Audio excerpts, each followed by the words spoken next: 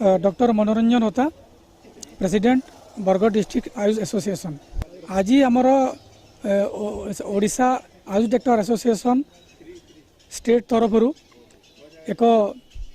प्रथम 15 तारीख रु 30 तारीख मध्य आमर सीएम ऑफिस 5T सचिव एवं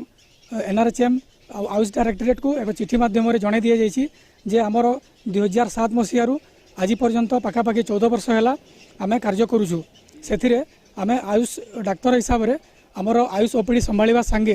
पाखापाखि आउ 14-15 काम यथा VHND बा ममता दिवस जहाँ को कहुए, इम्यूनाइजेशन, NCD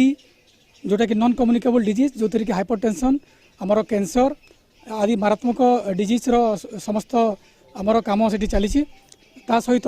विभिन्न एमओ पोर्टाल ई संजीवनी माध्यम टेलीमेडिसिन आदि 14-15 कार्य आम करुचु। किंतु सरकार को विभिन्न समय रे विभिन्न दाबी देलापर आमर सिंगल दाबी जोटा कि आमर रेगुलाराइजेशन ताकू प्रतिश्रुति दौरान विभिन्न टाइम रे 2019 रे केवल आयुष डाक्तर छाड़ीदेले बाकी समस्तंकर एनआरएचएम अधीनस्थ समस्तंकर रेगुलार कर सारी किंतु आमको सिंगल खाली प्रतिश्रुति दिखाऊँगी केबे भी यह करा जीवो बोलिकी प्रतिश्रुति रे माने आम एतिक दिन भितर करूँ बोली कह जाई नाही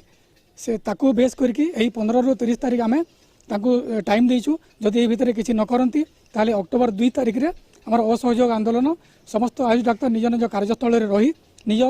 केवल आयुष ओपीडी संभाଳିबे ता छाड़ी बाकी जो 14-15 काम आमको नियोजित करा करूँ ना से आज आम आमर सीडीएमओ माध्यम एवं कलेक्टर माध्यम एगेन आमर सरकार को आमर दाबीपत्र प्रदान करुचु जहाँ आम भावुचु सरकार निहाती भाव में आम सहृदय हो आम कार्य जोटा कि रेगुलाराइजेशन यथाशीघ्र आरंभ करेंगे।